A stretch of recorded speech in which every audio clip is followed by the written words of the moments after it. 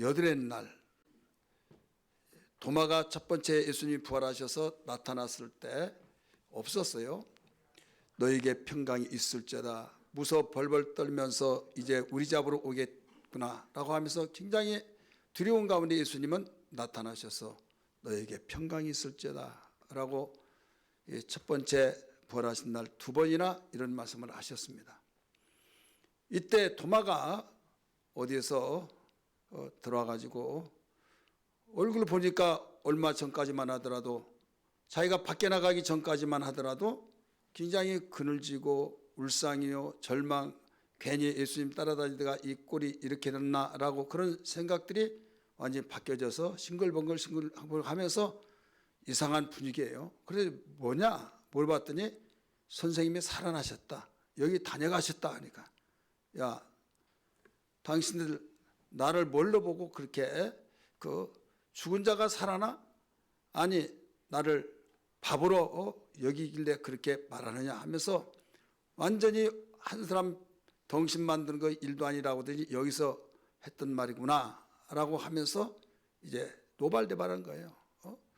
아니야, 도마씨 정말 살아나셨다고 왔다 가셨다고 우리에게 너무나 불안한 걸 아시고 대뜸 하신 말씀이 너에게 평강이 있을지다 이런 말씀을 하셨다고 하면서 이 사람 저 사람 10명이 모두 다 똑같은 마음으로 그런 이야기를 한 거예요.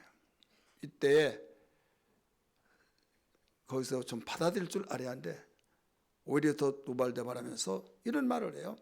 나는 예수님이 정말 살아계시다면 내 앞에 나타났을 때 내가 못자국 보고 장자국 내 손을 집어넣고 봤을 때 정말 확인하고 난 뒤에 예수님 살아계시구나, 당신들이 말했던 그 예수님 살아나는 걸 인정하겠다, 그러기 전에 절대 인정하지 못하겠다, 그렇게 말한 거예요.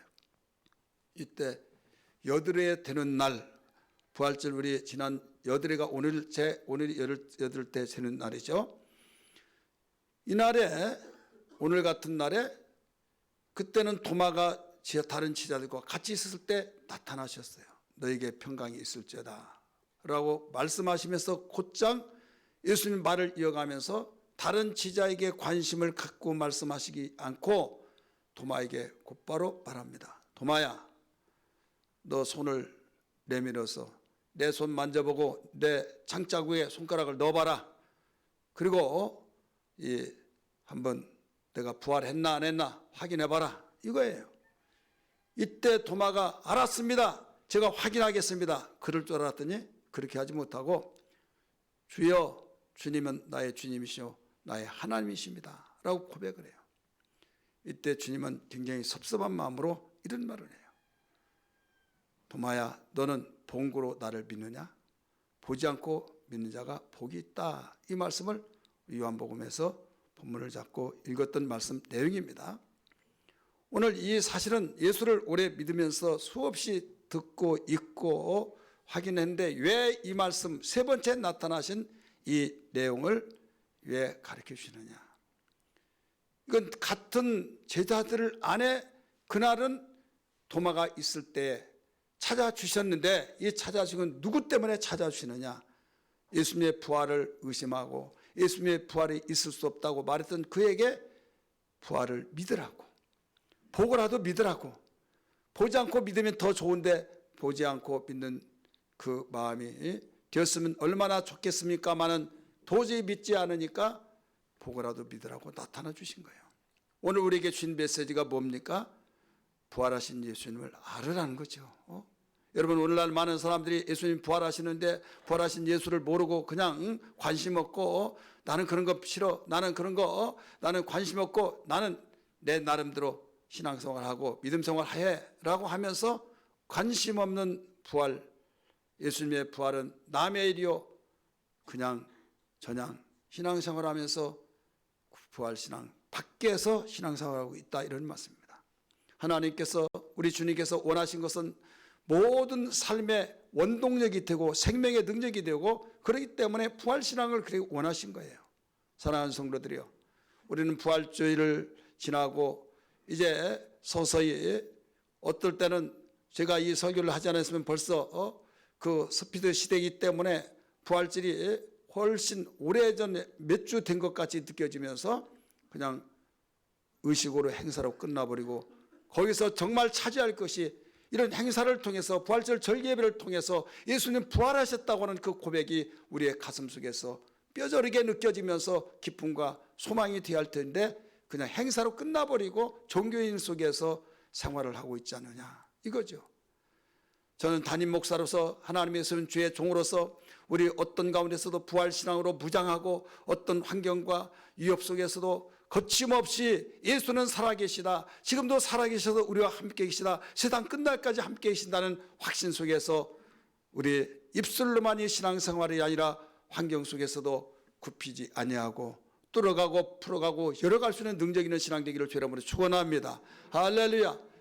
이런 말 있지 않습니까? 찬송가에도 울어도 못하고 힘써도 못하고 참아도 못한다. 그러나 믿음이 난다.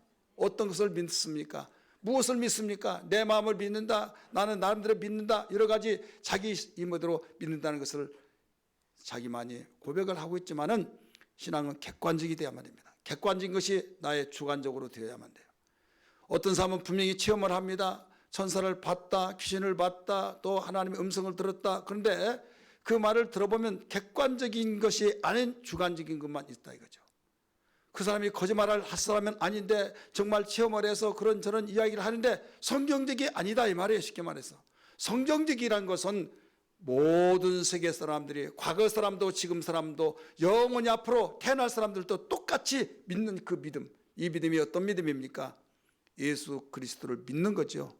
예수 그리스도가 생명이시고 생명의 주가 되셔서 살아나셔서, 예수님이 살아나셨기 때문에 그를 믿는 자는 그에게도 생명이 있고, 그가 부활하셨으므로 믿는 모든 사람에게 부활이 되어지고, 이런 신앙을 믿는 것인데, 그런 것은 관계없이 내가 믿는 그 믿음이 점쟁이를 따라서 믿듯이 자기 어떤 보았던 것, 들었던 것, 자기만이 알고 있는 것, 그걸 믿는다고 믿음을 내세우면서 굉장히 큰 믿음, 나는 확실하다고 고백하지만 하나님께서 나는 너를 모른다. 나는 너를 모른다. 오늘 우리는 신앙생활이 어떤 확신 속에서 이루어져야만 됩니까? 객관화적인 신앙이 주관적인 신앙으로 받아들일 때 힘이 있다는 걸 믿기 바랍니다. 이런 신앙은요, 목숨을 내놓고 순교를 할지언정 부인하지 않습니다. 주님은 이것을 원하시고 계십니다. 하나님이 보증하신 그 신앙, 우리가 믿는 예수님은 생명의 주가 되십니다. 우리 한번 따라서 합시다. 생명의 주가 되신다. 사도행전 3장 15절의 말씀 보면 생명의 주를 죽였도다. 그러나 하나님이 죽은 자 가운데서 그를 살리셨으니 우리가 이 일의 증인이라 라고 가르쳐 줬죠. 생명의 주. 여러분, 생명의 주라는 것을 잘 단어를 의미해 보십시오. 예수님은 생명이신데 생명의 주가 된다 이거죠. 이 주라고 하는 것은 그 모든 생명의 주인이시다 이거예요. 모든 사람이 생명이 있지만은 주님과 관계없는 생명, 나중에 죽었어요. 절망하고 슬픔과 좌절 속에서 갈 바를 알지 못하고 내가 뭐 때문에 살아, 누구를 의지하고 살아 하면서 얼마나 절망스러운 사람이 많이 있습니까? 생명은 생명인데 생명의 주와 관계없는 생명이기 때문에 내가 숨쉬고 활동할 때는 생명이 있는 것 같은데 내가 죽었을 때 결국은 나는 끝났다. 의지하고 바라보며 살다가 상대가 죽으면 얼마나 절망스럽습니까? 얼마나 슬퍼합니까? 이건 당연한 거고 누구든지 이걸 부인할 수 없어요. 이게 우리 인간이에요. 그런데 생명의 주를 안다고 한다면 주님, 우리는 인간이기 때문에 인격을 가진 존재이기 때문에 그런 일이 있을 때 절망스럽고 정말 슬픔 속에 젖어 있지만은 주님이 나의 생명의 주가 되신다 하면서 우리 전환을 시켜야만 됩니다. 주님이 바라시는 그 신앙으로 전환시켜야 해요. 그 전환이 무슨 신앙이냐? 부활신앙이에요. 생명의 주가 되셨기 때문에 살아난 거예요. 예수님의 죽음이 나의 죽음이 되고 예수님의 부활이 나의 부활이 된다는 걸 믿으시면 아멘 하시길 바랍니다. 그래서 예수님이 부활하셨을 때 바울은 고린도 교회가 문제가 투성이었고 문제가 어마어마하게 많은 그 문제로서 그 교회가 수라상이 되고 무너져 내렸을 때 문제를 해결하는 결론적으로 16장까지 있죠, 고린도전서가. 근데 15장에서 부활장이라고 말하잖아요. 1절부터 시작해서 그 58절까지는 그 모든 그 장 속에서 절수도 얼마나 많습니까? 모든 내용이 예수님 부활하신 분이다. 부활하셨으니 어떻게 하라는 것입니까? 58절에 부활의 57절까지 딱 맞추면서 결론을 내리잖아요. 그러므로 형제들아 경고하고 흔들리지 말아라. 죄에 대해서 헛되었다고 생각하지 말고 내가 더욱 확신을 가지고 힘써서 일하라, 이거예요. 믿으시기를 바랍니다. 부활신앙이 이렇게 위력을 갖다 주고, 부활신앙이 우리를 보호하고, 부활신앙이 하나님께 영광을 돌리고, 세상을 험한 세상이라고 해서 이놈의 세상 어떻게 살아 하지 않고, 모든 사람이 쓰러지고 자빠지고 엎어진다 할지라도 부활신앙을 갖는 사람들에게는 다시 일어나. 여러분 힘있게 오늘 찬양 그 가사에 뭡니까? 일어나라, 이거예요. 일어나라고 계속 주님께서 말씀하십니다. 마태복음 26장 41절의 말씀이니까 일어나라 함께 가자라고 말씀했잖아요. 주님과 함께 했던 지자들 함께 갔지만은 거기에서 나자빠지고 기도하지 않더니 다 무너져서 부인하고 저주하면서까지 맹세하면서까지 부인했던 그들. 그러나 여러분 일어나서 다시 부활신앙을 경험하고 성령을 받고 간 순간부터 여러분 도망갔던 그들이 자청해서 순교자가 되어졌던 것을 믿으시면 아멘 하시기를 바랍니다. 이게 너희들의 증인이다. 부활신앙이 바로 너희들의 증인이다, 이거예요. 부활의 주 되신 그분을 우리는 마음에 모시고 예수님 부활하셨으니 나도 부활된다. 여러분 소망을 주기 위해서 고린도전서 15장 20절에 뭐라고 가르쳐주고 있습니까? 부활의 첫 열매라고 가르쳐주고 있죠. 그러나 이제 그리스도께서 죽은 자 가운데서 다시 살아나사 잠자는 자들의 첫 열매가 되셨도다. 죽어도 산다고 한다면 여러분 죽을 때 염려하겠어요? 슬퍼하겠어요? 살아서 저 좋은데 미국에 가고 선진국에 가서 정말 꿈을 이루기 위해서 간다고 한다면 축하한다고 하는데도 섭섭해서 아쉬운 감은 있지만은, 감개의 눈물이 있지만은 나는 망했다 하면서 절망과 좌절 속에서 신음 속에서 일어나지 못한다면 문제가 있죠. 예수 그리스도를 믿는 모든 사람들에게는 어떤 어려움과 슬픔과 절망 좌절 속에서도 생명의 주가 부활하셔서 우리에게 나타나셔 부활의 첫 열매로 보여주신 만큼 우리에게는 소망으로 살아야 될 줄 믿습니다. 할렐루야. 이것이 믿는 자와 믿지 않는 자의 차이점이에요. 부활의 첫 열매라는 것이 뭡니까? 여러분 첫 열매라고 의미가 뭐냐 이거죠. 첫 열매라고 하는 것은 가지가 나무에 붙어 있는 이상 열매가 하나만 열었다 할지라도, 다른 가지 열매를 맺지 않았다 할지라도 절대 절망 좌절하지 않고 소망이 있다 이거죠. 야, 하나 비록 열었지만 다음에 모두 열 수 있다. 가지마다 다 열매가 열 수 있다. 이것을 보여주고 있는 거예요. 그래서 예수님은 요한복음 15장에 포도나무 비유를 가르쳐 줬잖아요. 1절부터 8절까지, 특별히 5절 4절에서 뭐라고 가르쳐 줍니까? 너희가 내 안에 내가 너희 안에 거하면 무엇이든지 원하는 대로 구하라 그러면 다 이루리라 하시면서 거기에서 열매를 맺는다고 그랬어요. 내가 너희 안에 너희가 내 안에 거하면, 나는 포도나무든 가지니 가지가 나무에 붙어 있으면 열매를 맺는다, 저절로 맺는다고 그랬어요. 예수 안에 있는 자는 여러분 부활의 첫 열매라고 했으니 예수님이 부활하셨으면 우리도 부활신앙으로, 우리가 절망과 좌절 속에 있는 자가 예수님이 부활하셨으므로 여러분 이런 사실을 미리 아셨기 때문에 채찍에 맞아 쓰러지고 기진맥진했을 때 뒤따라갔던 여인들이 통곡하면서 가슴을 찢으면서 울며 애통히 여길 때 예수님은 그 힘을 다해서 뒤를 찾아보며 이렇게 말합니다.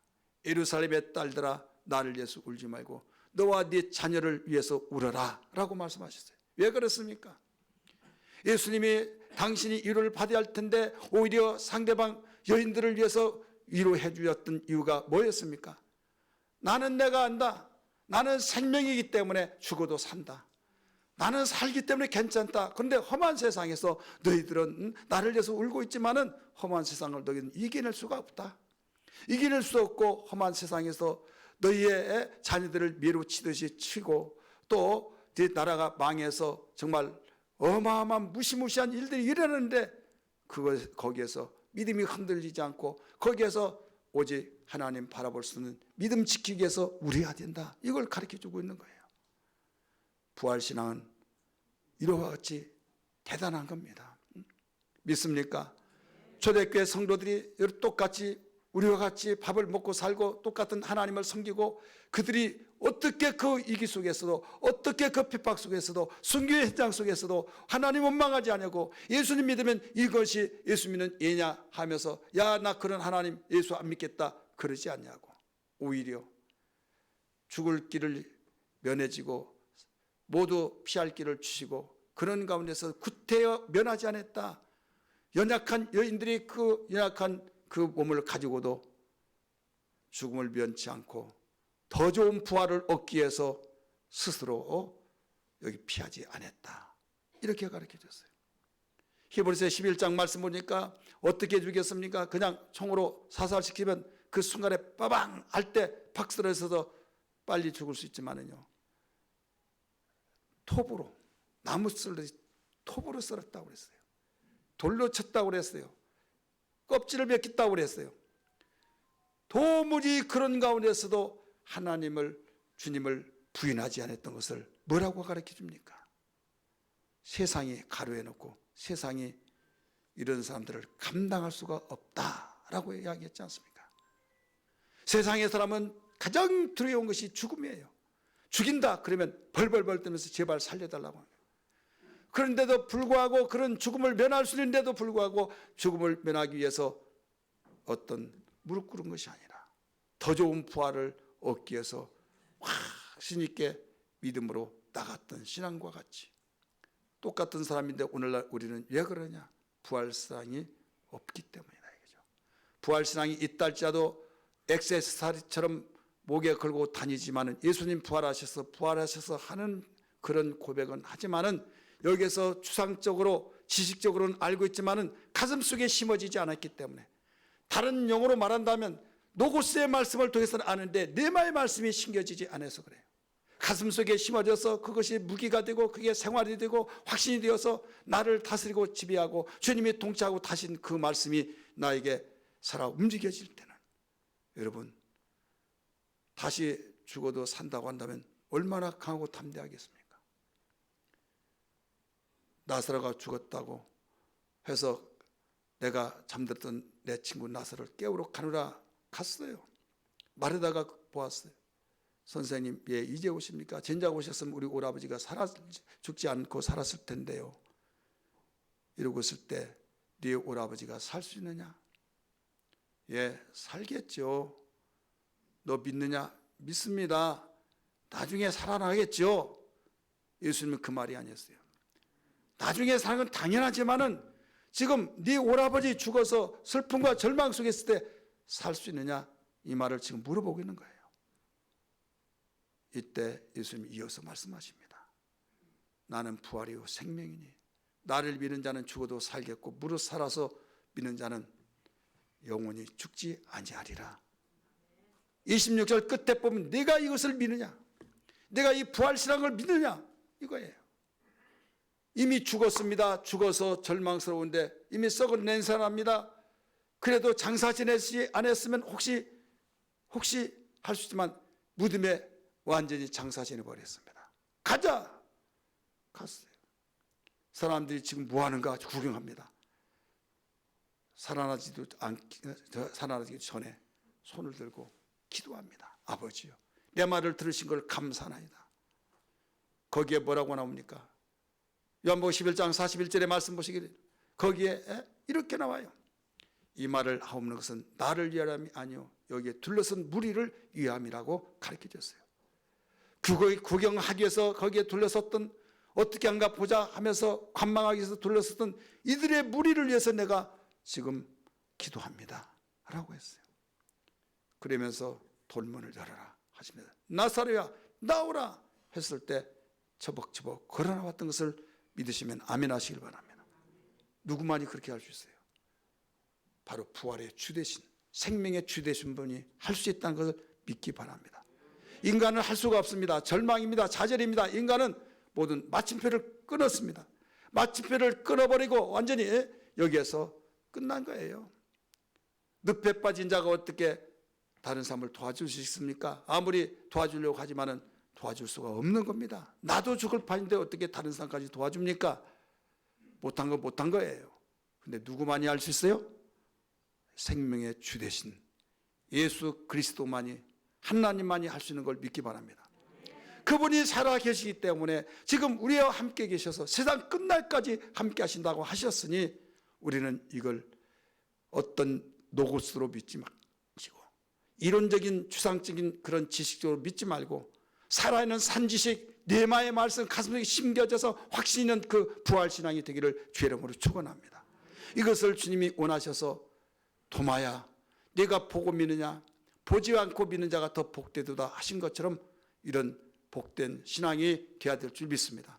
부활절 행사가 끝나서 한 주 가고 두 주 가고 계속 시간이 흐름을 통해서 망각한 것처럼 여러분 잃어버리기 쉬운 것이 우리 인간의 두뇌인데 우리는 이런 가운데서 하나님이 잃어버릴까 봐 미리 하시고 성령을 기름부터 부어주셔서 성령으로 주님의 말씀을 생각나게 하시고 주님의 사역을 생각나게 하시고 가르쳐 주셔서 주님은 살아계셔서 지금 우리와 성령으로 함께 계셔서 세상 끝날까지 함께 계신다고 했다라고 하면서 계속 믿음으로 살아야 될 줄 믿습니다. 사랑하는 성도들이여, 우리는 무엇보다도 부활신앙이 없다고 한다면 어떤 현상이 일어날까요?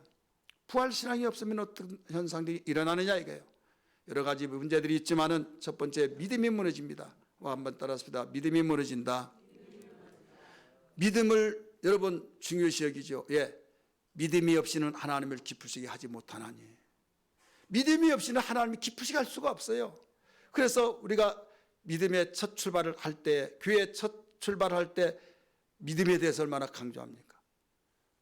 믿음의 그 강조. 그런데 아무리 듣고 믿어보려고 하지만은 나는 너무 잘 믿어서 당신은 단점이라고, 너무 사람을 잘 믿고 단순해서 잘 믿어. 그런데 나 신앙생활 잘할 줄 알았더니 다른 건 잘 믿는데 예수님에 대해서 하나님을 믿는 건 안 되더라 이거예요. 안 믿어지더라 이거죠. 그렇습니다. 신앙이라는 것은요, 내가 마음 단순하다고 믿어진 것이 아니에요. 하나님의 은혜로 믿어진 걸 믿기 바랍니다. 믿으시면 아멘 하십시다. 그래서 주님 나에게 은혜를 충만케 하여 주셔서 성경에 기록된 모든 말씀 믿어지게 하여 주시고 주님의 부활하심을 믿고 내 입으로 시인하고 고백하여서 생명이 되게 하여 주시고 예수의 죽음이 나의 죽음이요 예수의 사는 부활이 나의 부활이 되어 이 소망으로 살아갈 때 어떤 환경도 어떤 역경도 어떤 난문제도 절망치 않고 오직 믿음의 생활로 승리케 하여 주시옵소서. 이런 신앙이 되어야 될 줄 믿습니다. 그래서 주님이 부활하시면서 이런 말씀을 하신 거예요. 바로 이것을 믿느냐고 질문하시고 있는 거예요. 믿음이 다 무너져 버린데 디모데후서 2장 한번 18절 우리 한번 볼까요? 2장 18절 시작. 진리에 관하여는 그들이 그릇되도다. 부활이 이미 지나갔다 하므로 어떤 사람들의 믿음을 무너뜨리느니라. 자신은 물론이고 다른 사람까지도 믿음을 무너뜨린다 이거죠. 내가 안 믿어지니까 상대방들도 당신 이거 믿어? 믿어진대? 어휴, 또 마식한 사람 또 나왔네 하면서 완전히 자기가 못 믿는데 상담 믿으니까 시기질투가 되어지고 이걸 믿느냐고 하면서까지 누르게 되어진다 이거죠. 그 말을 듣고 도전받으며 왜 저 사람 믿는다는 못 믿을까 도전이 되어야 할 텐데 그렇지 않아요. 복된 사람은 도전이 되겠지만은 복되지 못한 사람은 이런 것을 믿은 것 보니까 참 무지하다. 자기는 굉장히 똑똑하고 지혜스러운 것은 하나처럼 여겨지나 하나님 볼 때는요 이것은 절대로 믿지 못한 것이 무지요 지혜가 없는 것이라는 걸 알아야 될 줄 믿습니다. 믿음이 없으므로 자기도 상대방까지 무너지게 한다 이거죠. 그래서 이거 어떻게 합니까? 믿음을 통해서 하나님이 기쁘시게 하고 믿음대로 되라고 했고 믿음을 그렇게 하나님께서 기중히 여기시고 다른 것 요구하시지 않고 믿음을 요구하시는데 그 믿음이 무너져 버리니 계속 성장해야 하는데도 불구하고 세상은 악하고 강하게 나를 목조에 오듯이 사방팔고 이겨 싸움 속에서 어떻게 살아남겠느냐 이게요. 강력한 믿음으로서 일곱성에 있는 그들이 똘똘 뭉쳐서 우리 살아보자 힘을 모으자 같이 했지만 믿음으로 돌고 돌았을 때에 여러분 무너져 내렸던 것처럼 우리의 진을 치고 나를 정말로 이어싸우고 있는 악한 그 사슬들이 다 끊어지고 열려지는 놀라운 사람 믿음밖에 없는 것을 믿기 바랍니다. 그래서 우리가 살아계신 주님을 믿고 의지하고 이를 위해서 기도를 많이 해야 될 줄 믿습니다. 그리고 여기에서 가르쳐 준 것은 고린도전서 14장 15장 14절에서 말씀 보면 여기에 믿음이 없이는 다 헛것이란 거예요. 전도하는 것도 헛것이요, 믿음도 헛것이요. 15절 말씀 보면 또 뭐라고 나옵니까? 우리가 거짓 증인으로 발견돼서 우리는 위증자가 되어서 결국 우리는 여기저기서 고개를 들고 다닐 수가 없다라고 일러주고 있어요. 여러분, 우리 모두 다 함께 부활이 없다 온다면 예수님이 어떻게 살아났냐고 가르쳐주고 있지 않습니까? 오늘 모두 다 부활절 지냈다고 방심하지 마시고 부활의 능력, 생명의 주가 되신 예수 그리스도는 지금 살아계셔서 영원히 세상 끝날까지 우리와 함께 계신다고 약속해 주셨으니 이 믿음이 나를 살리고 우리 가정을 살리고 우리 환경을 살리고 여러분 계획된 모든 것이 우리 육신의 생각 판단 속에 안 된다고 절망하지 말고 믿으면 된다고 하는 사실을 가지고 전진하기를 주님으로 축복합니다. 예수님이 부활하시기 전에 제자들은 똘똘 뭉치면 산다고 생각해서 문을 걸어 잠그고 무서 벌벌 떨고 뭉쳤지만은 그렇게 해서 해결된 것이 아니었어요. 부활하신 예수님을 만나고 난 뒤에 그들이 언어가 달라졌습니다. 인상이 달라졌습니다. 말이 달라졌습니다. 도마가 없는 그 틈을 통해서 그들은 어마어마한 충격적인 신선한 충격 속에 예수님이 살아나셨다고 말할 때 도마가 역력하게 확인한 결과 내가 밖에 나갔다 온 사이에 이렇게 달라졌을까? 뭐가 그렇게 만들었습니까? 부활의 신앙. 그런데 부활을 보지 못했던 도마만은 왕따가 되는 것처럼 따돌림을 받는 것처럼 따돌리지 않고 깊은 속을 전해줬음에도 그걸 못 믿겠다고 하는 그런 상황. 똑같이 교회 다니지만은 부활의 신앙을 믿는 사람과 믿지 않으면 이런 격차가 일어난 겁니다. 똑같이 교회 생활하면서 연수는 가고 정말로 여러 가지 상황이 벌어진 가운데 어떻게 보면 나보다 더 악재 속에서 힘든 가운데서도 그 부활의 신앙을 가는 사람은 이겨내고 견뎌내면서 하나님 감사합니다. 이 사망의 잠에서 내가 잘까 두렵사오니 일어나게 도와주옵소서. 이런 기도가 되어져서 기필고 승리가 될 줄 믿습니다. 두 번째는 이 부활신앙이 무너지면 어떻게 되냐? 산소망이 없어집니다. 살아있는 소망. 여러분 소망이라는 것이 어느 정도 중요하냐? 어려울 때 버텨낼 수 있는 힘이 소망의 힘이에요. 따라서 합시다. 어려울 때 버텨낼 수 있는 힘, 견뎌낼 수 있는 힘이에요. 살다 보면 잘 될 때 막 힘을 받죠. 힘을 받아서 뭔가 내가 이렇게 했으면 돼요. 그러니까 막 자신감이 붙어가지고 야 된다. 안 된 사람은 이해를 못해. 아니 이렇게 잘 되는데 왜 안 돼?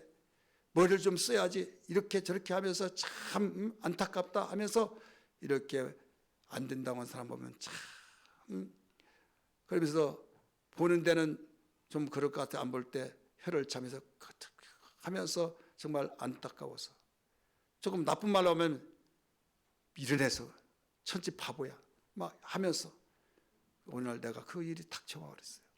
닥쳐왔을 때 그렇게 잘 되던 것이 안 돼요. 아무리 몸부림치고 아무리 연구하고 아무리 열심히 뛰고 하더라도 되어지지 않더라 이거죠. 이때 느낀 것이 자기가 옛날에 그 사람에게 그렇게 말했던 것이 자기가 지금 받고 있더라 이거죠. 이때 내가 잘 될 때는 내가 커지고 다른 사람이 약해지고 정말 초라하게 보였던 자신이 역으로 바뀌어서 내가 초라하고 다른 사람은 참 대단하게 보여지고 이때 소망이 끊어지다 보니까 내가 살아서 뭐하냐.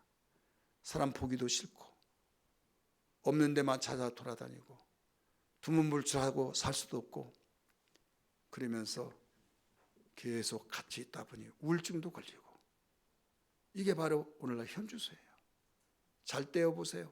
여러분 동창회 모임도 가고 이웃집 모임도 가고 여기 다 다니면서 여러분 얼마나 잘 갑니까? 잘 다닙니까? 안 될 때가 문제다 이거죠. 근데 안 되었을 때에 이때 여러분 하나님의 생각을 가지고 부활의 신앙을 가지면 소망이 생긴다니까요. 나는 갈 수 없지만 주님이 부활하셨고 내가 주님께 예속되었고 주님께 합수가 하나가 되었기 때문에 나도 된다. 부활의 능력은 사망의 모든 무덤을 깨뜨려 버리듯이 되어진다. 얼마나 여러분 내가 나를 생각하지만 생각이 이렇게 바뀌어졌을까? 마음이 이렇게 바뀌어졌을까? 내가 죽는 것이 해답이라고 생각했더니 왜 죽어? 죽으면 하나님 앞에 부끄러워 설 수도 없고 지옥 갈 수밖에 없고 내가 여기서 살아서 하나님의 살아계신 증거를 보여드리리라. 주님, 나 하나님이 살기 위해서 나를 살리는 위해서 구원받게 하시기 위해서 피를 흘리시는데 내가 죽는다는 건 말이 안 됩니다. 전에는 나도 거기에 동의했지만 이제는 동의할 수 없습니다. 그렇게 바뀌어지니 여러분 얼마나 하나님 볼 때 기특하게 볼까요? 이게 바로 하나님 영광 받으신 것을 믿기 바랍니다. 여러분, 부활신앙이 아무것도 아닌 것 같지만 이런 어마어마한 파워를 가지고 있는 거예요. 우리 옆에 분에게 우리 부활의 신앙으로 무장합시다. 우리 171장 우리 1절 한번 불러봐요. 복음성으로 볼까요? 네. 박수 치면서 부릅시다. 1절만 부릅시다. 주 하나님 독생자 예수 날 위하여 오시었네.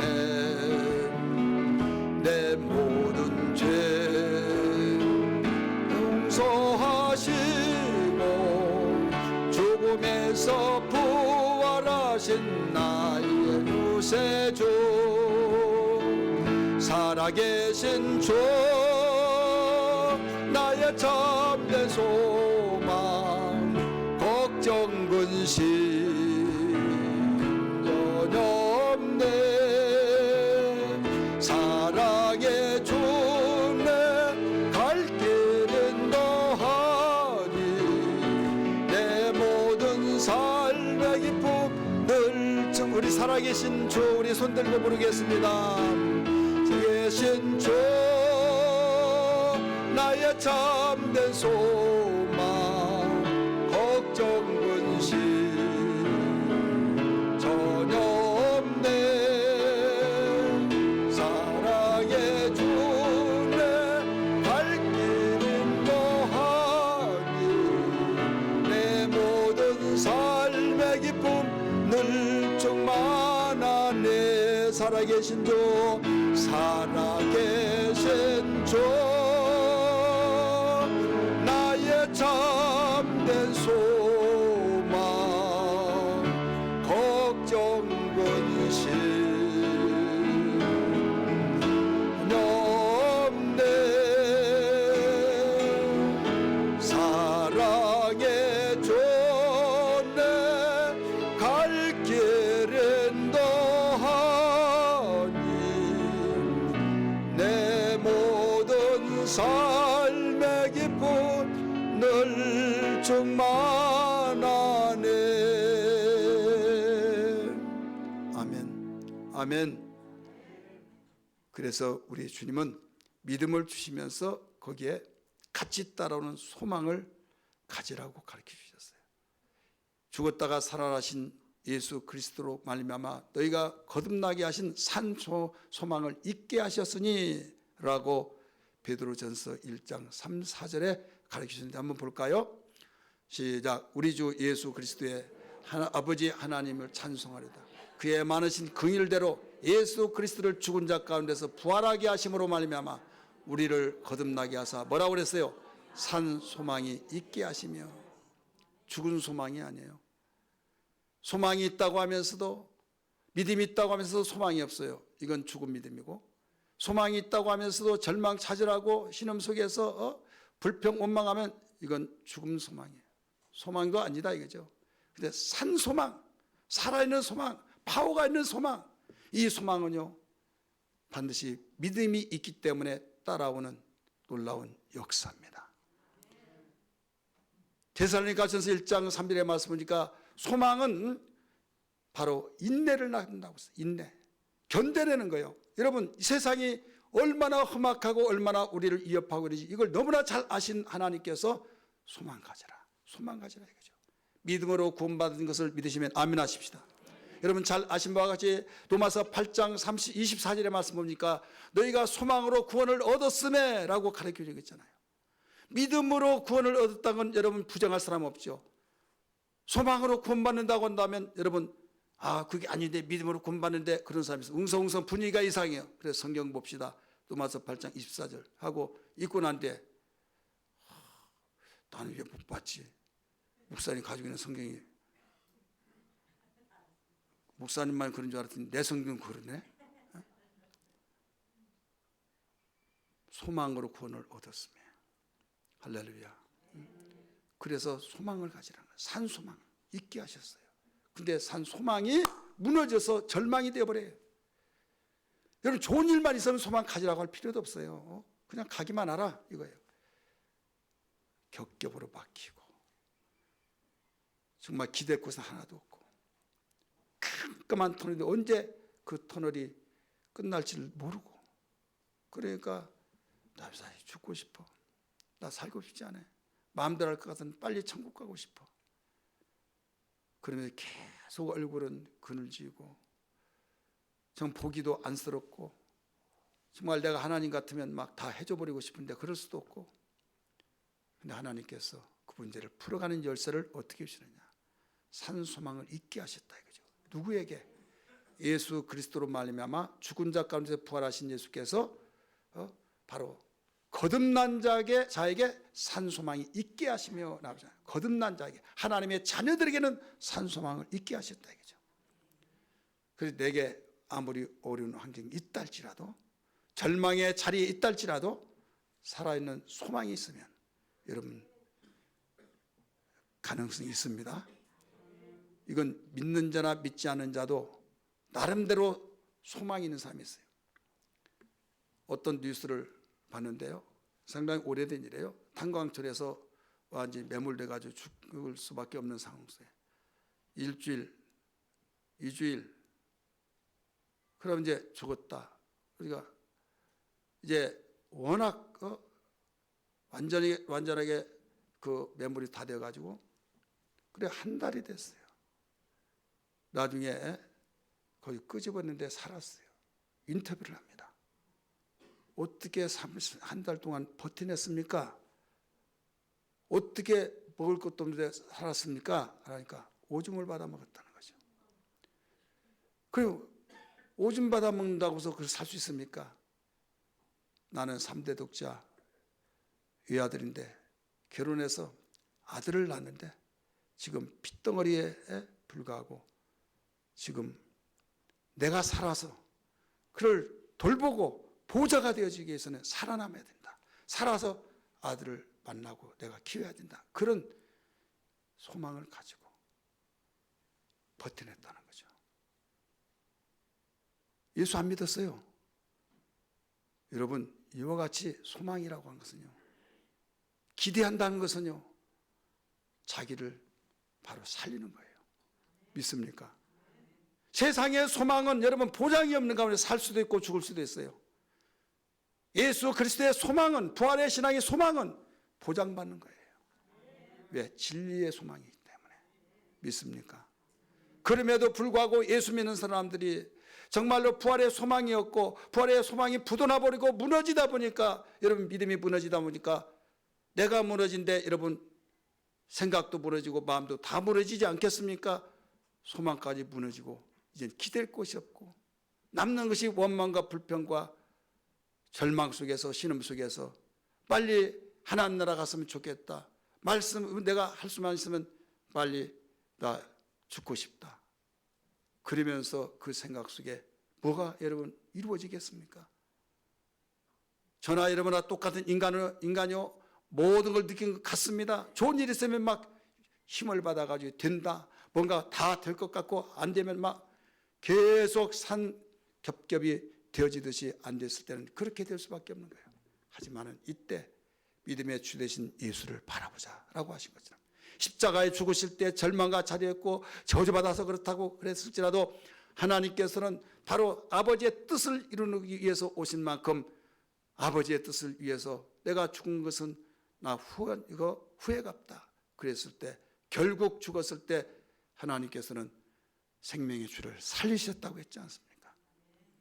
살려서 우리에게 소망의 열매로 보여주셨고, 여러분 부활의 열매, 첫 열매로 보여주면서 절대로 좌절하지 말아라, 절대로 소망 갖고 살아라, 다른 것이 다 무너졌다 할지라도 예수 그리스도의 부활의 소망을 가지고 살면은 하나님의 약속을 실행하신다 가르쳐 주셨으니 이것만을 끝까지 붙잡기를 주의 이름으로 축복합니다. 예수를 믿지 아니한 사람은 소망이 없는 가운데 고인물이 되는 거예요. 옛날 어느 나라에 있었던 이야기인데요, 이 부자들이 파티를 할 때, 연애를 할 때 관을 딱 만들어 놓고 거기다 인형에다가 수의를 입혀놓고 거기다 넣어놨어요. 그리고 관뚜껑 덮습니다. 그리고 거기서 잔치를 해요. 춤을 추고 흥이 돋궈질 때 최고의 무드가 최상이 되어졌을 때 어떤 한 사람이, 지정된 사람이 관뚜껑을 딱 엽니다. 열 때에 많은 사람이 그걸 보면서 이제 또 더 흥을 돋구는데, 이때 목소리 좋고 감격적인 정말 우렁차고 또박또박 바람이 좋은 한 사람을 지정해서 무엇을 가르쳐 주냐? 노세 젊은 노세, 그게 아니라 지금 얼마 후에면 우리들도 저와 같이 저 관 속에 들어갈 싸움인데 우리 힘써서 놀아봅시다. 힘써서 놀아봅시다. 많은 재산 이때 쓰지 않으면 언제 쓰고, 이때 먹지 않으면 언제 먹고 즐기겠습니까? 힘껏 우리가 놀아봅시다. 그러면 막 거기서 더 화로를 지르면서 막 더 흥이 더 올라가는 거예요. 그러면서 많은 재산 써보지 못하고 죽으면 원통하지 않습니까? 또 그렇게 말해주면 팍 흥을 봐서 막 펄쩍펄쩍 뛰면서 완전히 미쳐버린 거예요. 자, 세상의 사람은 소망이 없으니까 그런 거예요. 죽으면 내가 쓰지 못하고 이거 억울해서 어떻게 하나, 어떤 사 좋아할 것 아니냐 하면서 먹고 마시고 즐기고 힘껏 써보자고. 아무리 쓰고 아무리 여러분 쓰더라도 남아도니까 이것이 자기의 낙이요, 이것이 행복인 줄 알고 그렇다 이거죠. 하지만은 부활 소망이 있는 사람은 그렇지 않습니다. 부활의 소망을 가진 사람은 어떻게 죽느냐? 삶에 오직 소망을 가지기 때문에 오직 부활을, 영원한 부활을 준비하면서 원망치 않고 감사하면서. 여러분, 이화여대 총장이었던 김환란 박사 아시죠? 임종할 때 어떤 말을 남겼는가 잘 알겠지만은 우리 한번 읽어보면 같이 도움이 될 것 같아서 여기에 올려놔 봤습니다. 같이 한번 읽어볼까요? 시작. 내 육체가 떠난다. 나를 죽은 사람 취급을 하여 장례식을 하지 말라. 장례식 대신 세상을 체험할 수 없었던 풍성한 길로 더욱 화려한 승리의 길을 가는 나를 환송해 주는 환송 예배를 해주기를 바란다. 그리고 거기에 적합한 모든 승리와 영광과 생명의 노래로 내 이 세상에서 마지막 길을 웅장하고 신나는 음악기로 만들기를 바란다 하면서 유언을 남겼어요. 죽으면 끝나니까 먹어보고 먹지도 못하고 쓰지 못하니까 놀아보세, 그게 아니라 여러분, 나는 이보다 더 풍성한 영광의 나라로 가서 더 화려한 그 맛을 보면서 살 터인데 환송 예배로 드려주기로 한다. 거기에 맞는 승리와 영광의 생명의 노래로 이 세상에서 마지막 길을 웅장하게 신나는 음악기로 만들기를 바란다 해서 그렇게 그대로 장례식을 치렀다는 사건을 아시면 다 아실 거예요. 뭐가 달라요? 이 김환란 박사는 다른 것이 아니에요. 예수의 부활이 내 부활이요, 내 부활이 정말 이렇게 앞으로 주님 앞에 섰을 때 이런 어마어마한 그 영광 속에 있다는 걸 알고 그게 무기가 되어서 보는 거예요. 그걸로 무장을 했기 때문입니다. 우리의 영혼과 육체의 관계가 뭡니까? 우리의 육체는 영혼의 옷입니다. 영혼을 담는 그릇입니다.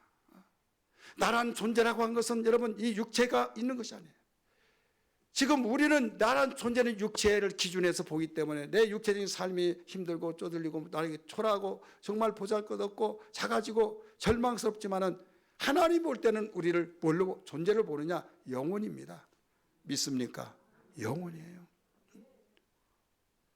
시편 130편 5절의 말씀이니까 나 곧 내 영혼아, 나란 존재를 하나님 앞에 섰을 때 그렇게 내 육체가 나란 존재로 알아서 내 영혼아 했던 것이 이제는 하나님 앞에 섰을 때는 내 육체는 영혼의 옷과 같기 때문에 옷을 다 벗어버리고 이제 몸이 없으면 그냥 소각시키더니 버리잖아요. 그래서 흙으로 와서 흙으로 돌아가요. 영혼은 하나님께로 왔기 때문에 하나님께 가는데 하나님께 가서 영원하기 때문에 하나님의 생기로 불어넣어서 바로 생명이 되게 하셔서 영원하기 때문에 영혼이 존재가 된 거예요. 그럼 옷을 입어야겠어, 안 입어야겠어요? 입어야겠죠. 신령한 옷, 썩지 않을 옷으로 만들어 주시는 거예요. 더 영광스러운 일을 했을 때는 세마포로, 여러분 빛난 세마포로 만들어 입혀 주신다 이거죠. 이게 실상이에요. 이게 잠시 후에 우리가 어느 날 하나님 앞에 섰을 때 이런 일들이 나타나. 여러분 태생에서 일생을 올 때 누가 예상했겠습니까? 뱃속의 생활이 여러분 현실 속에서 이상 태어난 것을 아무도 몰랐어요.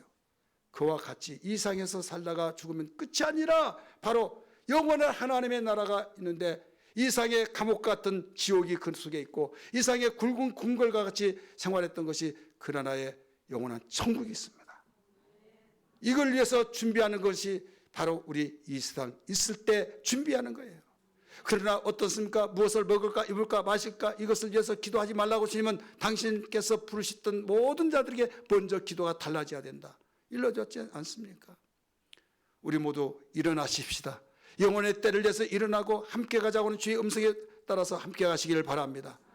잠에서 깨어나면 내가 꿈이구나 라고 했듯이 오늘 하나님이 나를 부르실 때 그 추상적으로만 가봐야 한다고 했던 그 날이 바로 현실로 나타나고 지금 우리가 현실이라고 했던 이 현실은 꿈을 꿨구나 라고 이렇게 나타나 버린다. 바뀌어진다 이거죠. 누가 하느냐? 아무도 모르고 예수 믿는 사람은 내가 이 비밀을 너희에게 말한다 해서 고린도서 15장의 부활장에서 가르쳐주고 있지 않습니까? 사랑하는 성도들이요, 우리 인간은 눈에 보이는 것에서 치우치고 너무 거기에 이 쏠림의 현상이 있기 때문에 문만 열고 나가면 들을 때는 그래 맞아 했다가도 문만 열고 또 언제 들었느냐고 또 잃어버려요. 그래서 말씀을 묵상하라고 그랬어요. 말씀 붙들고 기도하라고 그랬어요. 말씀과 기도로 거룩해지니라고 말씀했어요. 오늘 이런 결단과 신앙의 각오와 정말 살아있는 우리의 영적 생활이 되기를 주의 이름으로 축원합니다. 이 현실 속에서는요, 우리는 고생하러 왔어요. 고난을 받는 것은 당연한 거예요. 왜? 마귀가 있는 한 고난 당할 수밖에 없어요. 그래서 여기에서 마귀가 있는 이상은 절대로 100% 아무 일이 없고 평안할 수는 없다 이거죠. 단 한 가지 해결책은 이기면 된다. 한번 따라서 이기면 된다.